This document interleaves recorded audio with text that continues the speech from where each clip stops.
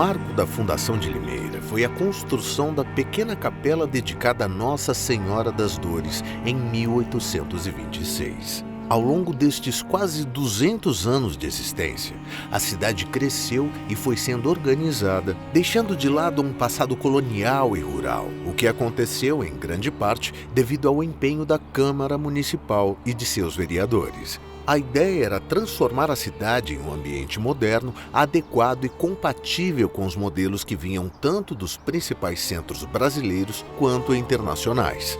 É um pouco desta história que envolve leis, arquiteturas e urbanismo que vamos conhecer hoje neste episódio.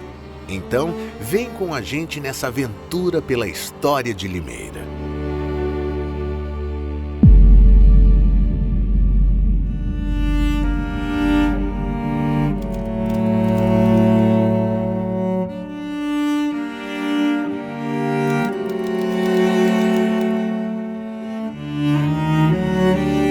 O território de Limeira começou a ser organizado a partir da praça que hoje é conhecida como Praça Luciano Esteves. Ali, inclusive, está o Marco Zero da cidade, um pequeno monumento em forma de triângulo, instalado pelo Instituto Geográfico e Geológico de São Paulo no início dos anos 1940. O então povoado que nascia foi organizado e os terrenos doados pelo capitão Luiz Manuel da Cunha Bastos foram partilhados. O plano adotado era o de matriz hipodâmica, o que quer dizer em formato de tabuleiro de xadrez. Cada cidadão que desejasse adquirir um terreno teria que comprá-lo deste patrimônio original e as verbas geradas eram usadas para a organização do próprio núcleo urbano.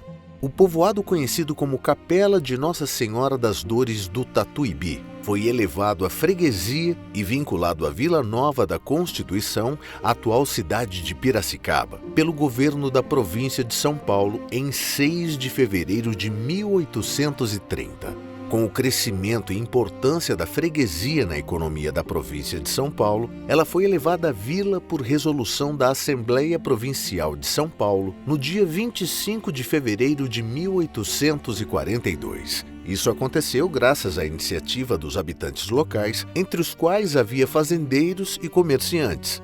Devido à Revolução Liberal, que acontecia naquele mesmo ano, a Câmara Municipal, que deveria ter sido instalada junto com a elevação à vila, só passou a existir de fato 2 anos depois, no dia 22 de julho de 1844. Sendo inicialmente o único representante do poder público da povoação, a Câmara Municipal tinha suas ações reguladas pela Assembleia Legislativa da província, a quem os vereadores frequentemente recorriam. Assim que a Câmara de Limeira foi instalada, foram necessárias algumas ações para organizar as diferentes necessidades da vila. Um dos principais instrumentos de organização do espaço urbano e de seus principais serviços eram os códigos de posturas.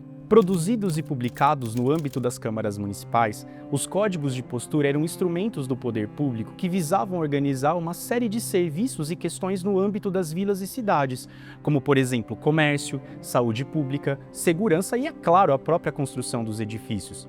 Atendendo a uma série de questões próprias de cada período em que esses códigos eram organizados, um ponto importante é que os cidadãos que não os respeitassem eram passíveis de punições. O primeiro Código de Posturas da então Vila de Limeira foi aprovado pela Assembleia Legislativa da então Província de São Paulo em fevereiro de 1845. Ao longo do século XIX, diversas alterações foram sendo realizadas ao texto, porém sempre visando um bem-estar tanto privado quanto coletivo.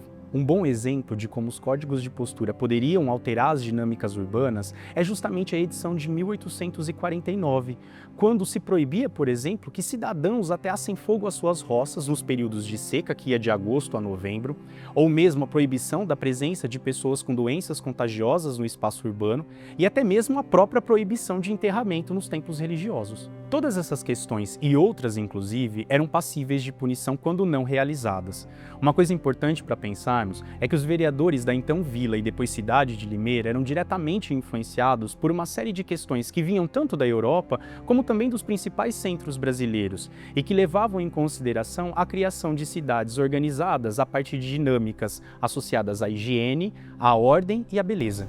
Um aspecto importante para o crescimento de Limeira foi o desenvolvimento de seus setores comercial e industrial, evidentes desde os anos 1840. Havia vendas, armazéns e lojas, mas também artes e ofícios tradicionais que eram realizados, muitas vezes, nas próprias casas das pessoas, como marceneiros, serralheiros, carpinteiros, sapateiros, costureiros, doceiros, entre outros.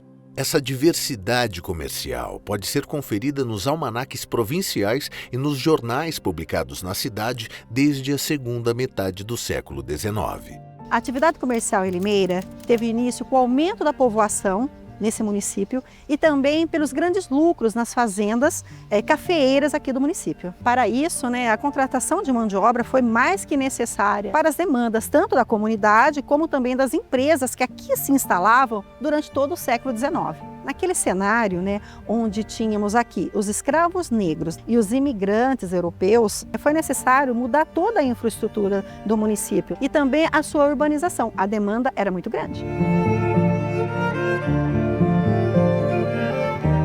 Um espaço de destaque que revela a diversidade econômica de Limeira foi a criação da chamada Rua do Comércio. Estando posicionada estrategicamente atrás da Igreja Matriz e se interligando a Campinas por meio de uma estrada, ela permitiu a implantação de diversos serviços. No início, esta rua era composta por pequenos comércios e ofícios, mas também ao longo do século XIX por uma grande especialização. Em julho de 1930, a Rua do Comércio passou a ser chamada de Rua Dr. Trajano de Barros Camargo. Os periódicos publicados em Limeira são extremamente importantes para que nós possamos entender as dinâmicas das atividades comerciais locais, bem como a localização desses espaços. Destes periódicos, nós podemos destacar uma série de edições, como por exemplo o Limeirense, fundado em 14 de setembro de 1873, no mesmo ano em que foi fundado o jornal Estrela do Oeste, o Democrata, de 1878, o Clarim, fundado em 1885, a Tribuna do Oeste, em 1886, o Correio de Limeira, redigido por João de Quadros Sobrinho, e o Colibri, ambos de 1888, o jornal O Trem, que circulou na cidade em 1889, o Jornal de Limeira, fundado por sua vez em 1888 e dirigido por Paulo Simões, o Jornal, de 1924, a Gazeta de Limeira, fundada em 17 de maio de 1932 e ainda existente na cidade, o Letras da Província, fundado pelo professor João de Souza Ferraz em 1º de outubro de 1948, o Folha de Limeira, que foi fundado em 1º de maio de 1968, o Diário de Limeira, de 1972, entre outros nomes.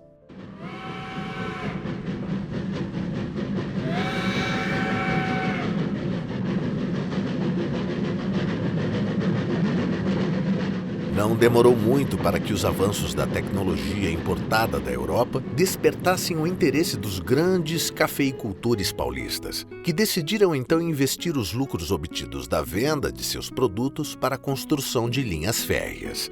As viagens de trem tornaram o deslocamento dos produtos até o seu destino comercial muito mais econômico e rápido, portanto, mais eficiente. A inauguração da estação ferroviária de Limeira, pertencente à Companhia Paulista de Estradas de Ferro, aconteceu em agosto de 1876. Quando concluída, ela recebeu autorização do governo para ser aberta ao tráfego.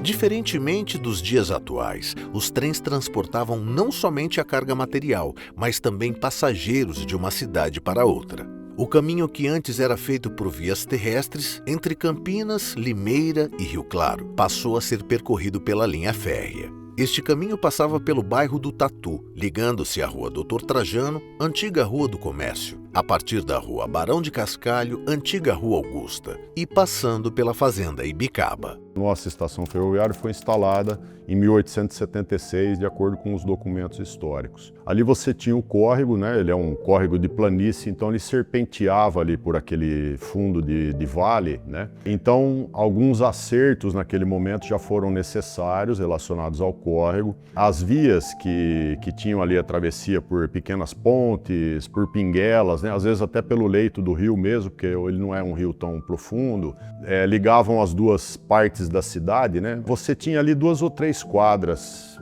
para cima do que era o rio, né? Em direção norte, sentido hoje, por exemplo, via Anhanguera. Então a instalação da ferrovia ela foi feita naquele ponto porque o trem ele tem toda uma questão de inclinação.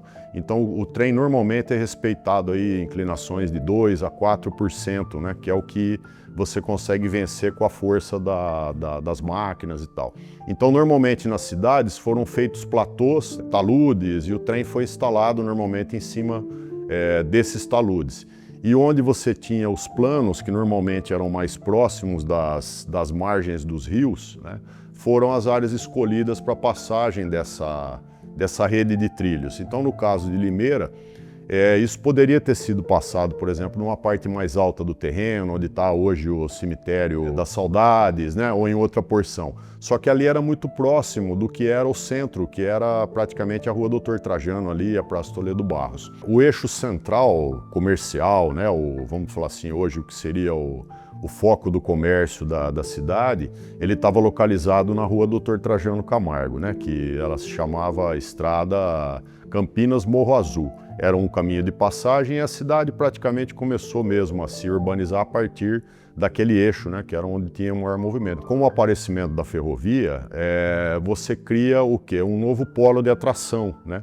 Então esse eixo de comércio, ali foram construídos diversos exemplares ali muito bem construídos, né, com uma arquitetura diferenciada, mas toda essa parte econômica, né, de atração de pessoas, do comércio, né, e os próprios negócios que a ferrovia promovia, eles acabaram se deslocando ali para aquela região ali de onde está hoje a ferrovia. A rodoviária, né, também acabou se instalando ali com o passar dos anos. Grandes transformações e avanços começaram a ocorrer na área urbana de Limeira na segunda metade do século XIX, especialmente motivados com a chegada da linha férrea. Entre algumas dessas modernizações estava a instalação dos serviços de água em forma de chafarizes em 1860, a instalação de telefonia em 1891 e de iluminação pública em 1889 e a fundação da primeira instituição pública de saúde, a Santa Casa de Misericórdia, em 1895.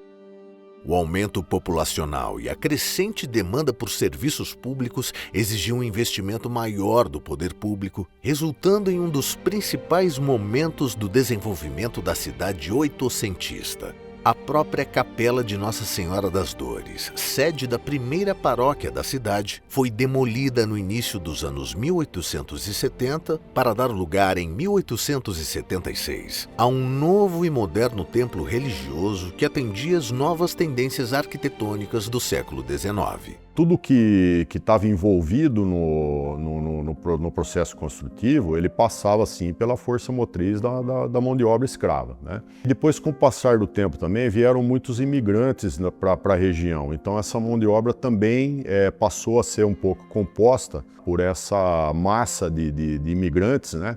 Primeiro vieram os suíços na fazenda Ibicaba, depois vieram os alemães, né? Aí só mais no final do século XIX é que chegaram os italianos. Mas muitos desses imigrantes, eles eram profissionais nos seus países de origem, né? E aí eles acabaram trazendo um pouco até de qualidade, trazendo um pouco de arquitetura propriamente dita, né? E principalmente na aparência das edificações. Até 1870, mais ou menos, quando vem o trem, né, e até um pouco depois disso também, as cidades dependiam muito da mão de obra local e da disponibilidade de materiais, né? Então você tinha, até um determinado período ali do século XIX, você tinha a taipa, né, a taipa de mão, você tinha a taipa de pilão, né, e ele era compactado dentro de formas, né? Então as paredes iam sendo levantadas dessa forma.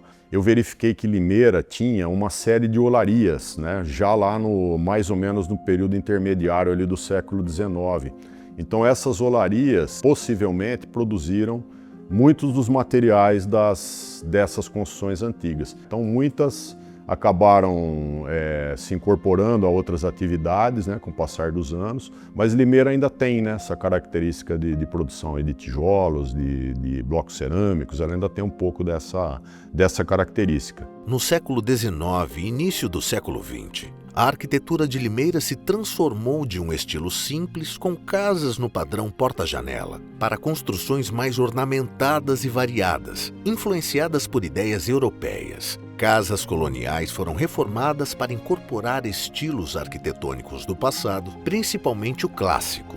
As residências urbanas eram alinhadas com a rua em terrenos estreitos, seguindo a tradição colonial, enquanto os edifícios comerciais combinavam comércio no térreo e moradia no andar superior. A partir dos anos 1860, inovações técnicas e construtivas, trazidas por imigrantes europeus, permitiram a construção de casarões imponentes e ricamente ornamentados, refletindo a busca pela modernidade europeia. O Largo da Boa Morte, em Limeira, é um dos espaços mais interessantes para que nós possamos estudar a arquitetura do século XIX na cidade, a partir de 3 exemplares com distintos estilos e movimentos arquitetônicos. A Capela de Nossa Senhora da Boa Morte Assunção, construída em taipa de pilão, e 2 sedes urbanas de fazendas. A primeira delas, construída por Ezequiel de Paula Ramos, a sede da Fazenda Quilombo, é um dos poucos exemplares de casa de porão alto na cidade, uma variação entre a casa sobradada e a casa térrea, porém sem platibanda neoclássica, com escadaria central e porão ventilado. Na esquina oposta do Largo da Boa Morte está a sede da Fazenda Itapema, de propriedade de Sebastião de Barros Silva e atualmente conhecida como Palacete Levi. Inaugurada em 1881, é um dos grandes exemplares de arquitetura eclética com linhas clássicas na cidade, construída em alvenaria de tijolos e com uma série de materiais importados, como mármore de Carrara e também calhas de cobre. Destacam-se na construção uma série de elementos arquitetônicos, como, por exemplo, a grande porta principal de madeira almofadada, a platibanda com balaustrada e acrotério, a monumental escadaria de mármore e as portas-balcão com guarda-corpo de serralheria artística que contém as iniciais de seu construtor, SBS. Limeira iniciou o século XX buscando modernização, mas ainda com áreas rurais. Em 1906, possuía 734 propriedades agrícolas, 453 de brasileiros e 281 de estrangeiros, principalmente italianos, portugueses e alemães. Ao mesmo tempo, estavam atuando na lavoura local 3.291 brasileiros e 5.715 estrangeiros, o que atesta a importância dos saberes estrangeiros na configuração urbana. É interessante ressaltar que, por iniciativa do intendente municipal, Major José Levi Sobrinho, foi realizado em 30 de julho de 1908 um levantamento estatístico sobre as construções de Limeira, revelando que existiam 1.195 imóveis, dos quais 1.043 estavam em boas condições, 149 em mau e 3 em péssimo estado de conservação. Já em março de 1926,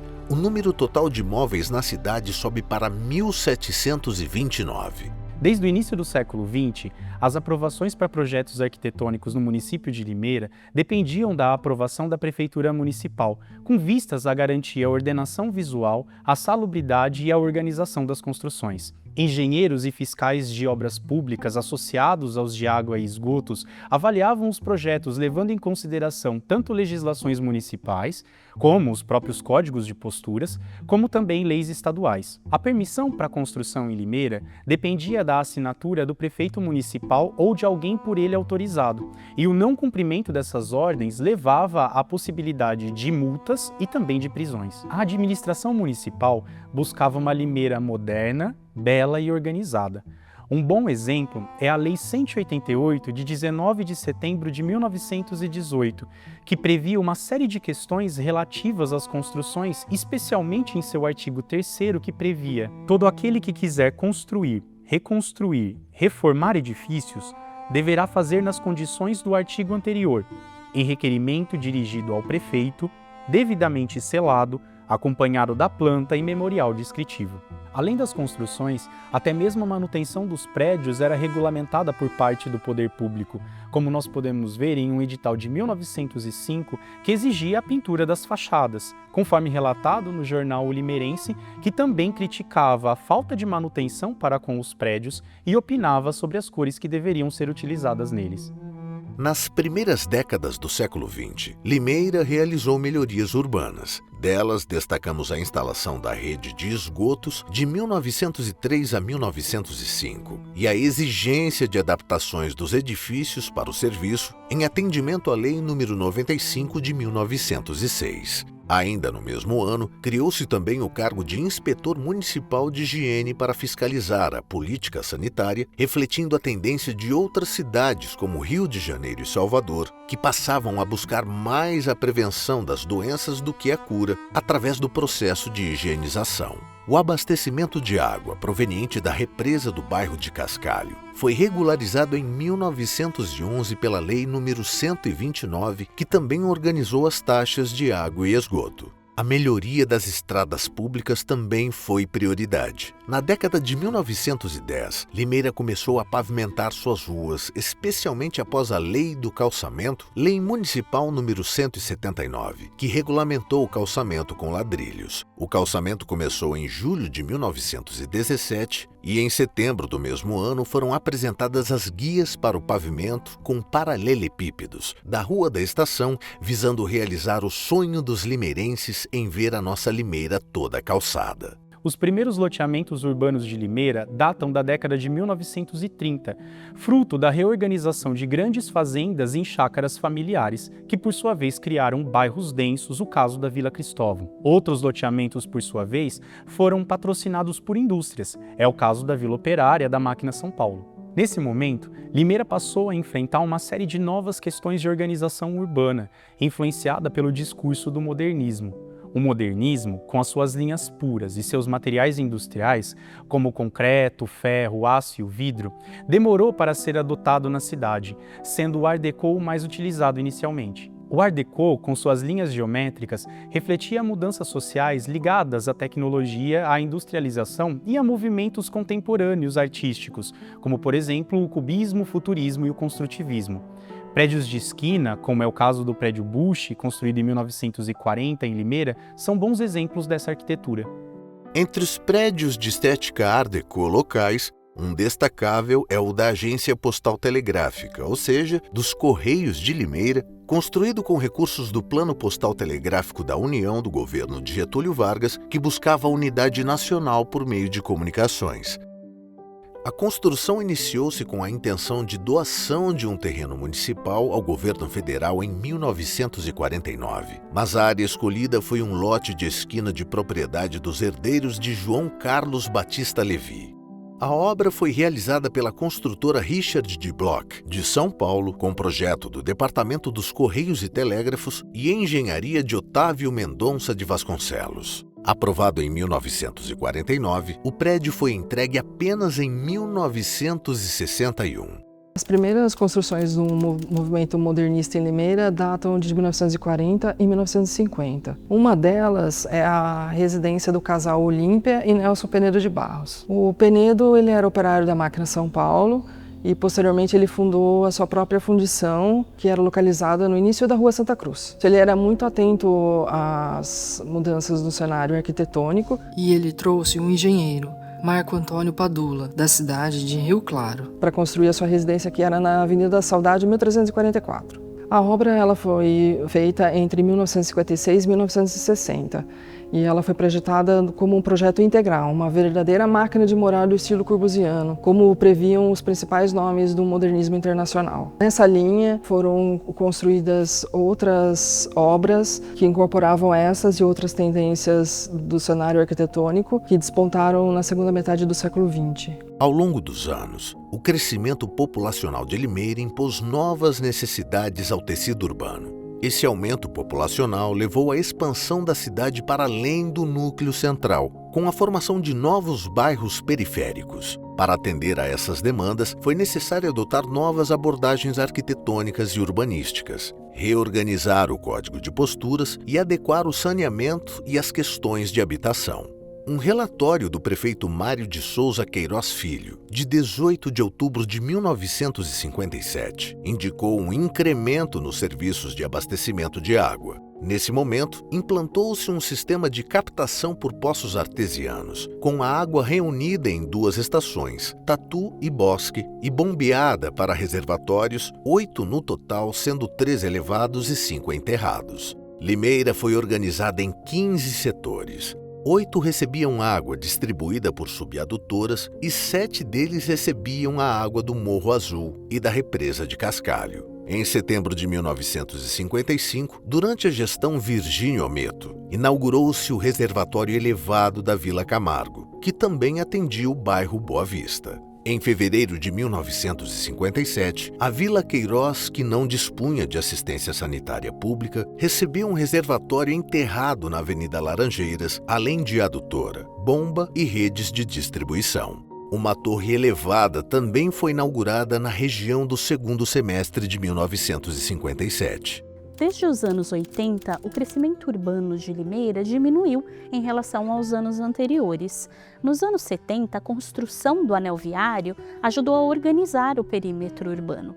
Foi nessa época que Limeira ganhou 5 loteamentos públicos e diversos loteamentos particulares que ajudaram a expandir a cidade em diversos pontos. Houve um intenso processo de verticalização da área central da cidade através da construção de prédios e de diversos condomínios. A organização comercial anticentralizada descentralizou-se pela chegada dos shopping centers e também pelo processo de especialização.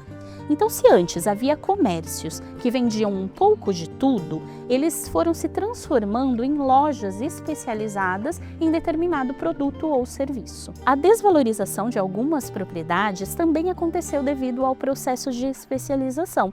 Isso ocorreu ali entre os anos 60 e 85, e não foi só em Limeira. Outras grandes cidades do país passaram pelo mesmo processo no século XX e início do século XXI. Esse desenvolvimento prioriza a expansão comercial e industrial, o que faz com que edifícios históricos sejam vistos como obsoletos e até mesmo como um entrave para o progresso. Um exemplo disso são as ferrovias. A partir dos anos 50, elas passaram a ser substituídas pelas rodovias e principalmente pelo transporte de carga através de caminhões.